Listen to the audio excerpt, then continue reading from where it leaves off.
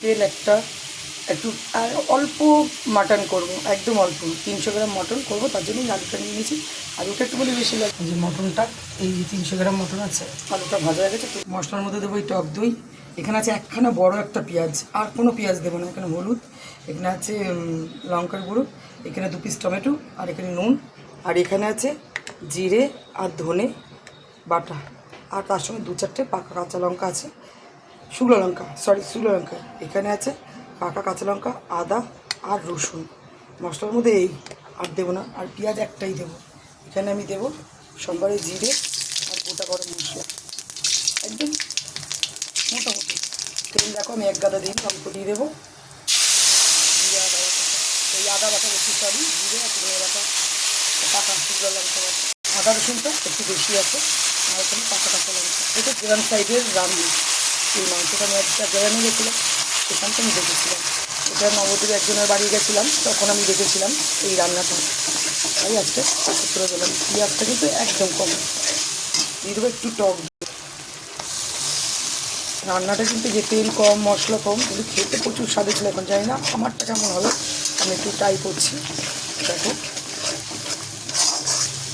এটা রান্না করার জন্য আমি আধা ঘন্টা আগে মাংসটার মধ্যে একটু গরম জল দিয়ে রেখেছিলাম, তার জন্য দেখো কেমন সময় হয়ে গেছে। মাংসটা গরম জল দিয়ে রেখেছিলাম।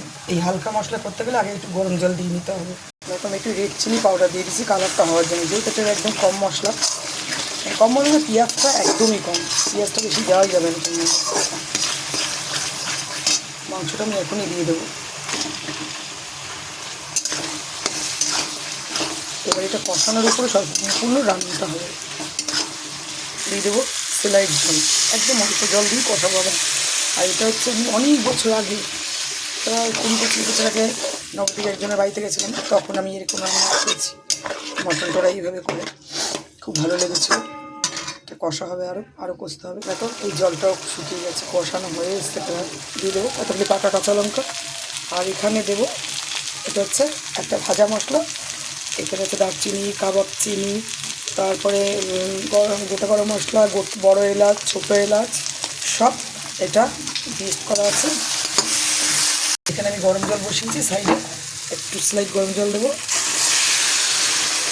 ওই যে মশলাটা দিলাম, মশলাটা হচ্ছে ভাজা, সব মশলা আছে ওর মধ্যে, জিরে, ছোটো এলাচ, বড় এলাচ, দারচিনি, লবঙ্গ, তারপরে কাবাব চিনি, সব ওটার মধ্যে মানে পেস্ট করা আছে ভেজে, ওইটা আমি দিলাম একটু।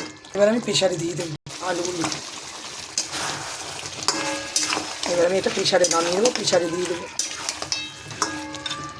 আর বেশি নাড়াচাড়া করবো না, প্রেশারে দেবো। প্রেশারে দিয়ে দিচ্ছি, এবার গরম জল দিয়ে বসিয়ে দিচ্ছি, ঢাকা দিয়ে প্রেশারটা খুলবো। এখন হয়ে গেছে। দেখো এবার আমার একটা রান্না কেমন লাগলো ভিডিওটি ভালো লাগলে লাইক করবে, কমেন্ট করবে আর শেয়ার করবে, আর এইভাবে বানিয়ে খাবে হালকা পাতলা মাটনের ঝোল।